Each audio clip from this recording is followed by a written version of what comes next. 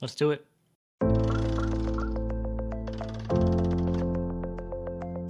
What's going on, guys? CardMechanic here, and today I'm going to be showing you a great impromptu card trick.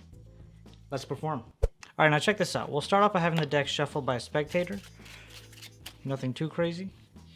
Good quick shuffle here as well. And we should be good to go. Now, so what I'm going to do is I'm going to make two predictions here.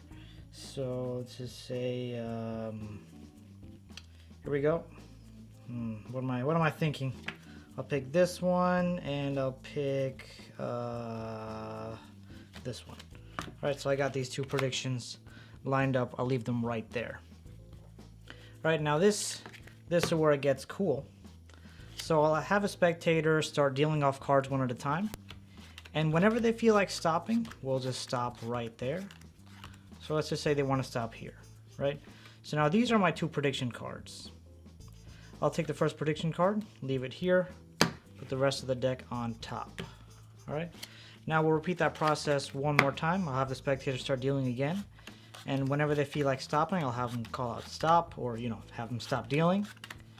Let's just say right here. So we'll take this card, put it face up right here. Bam.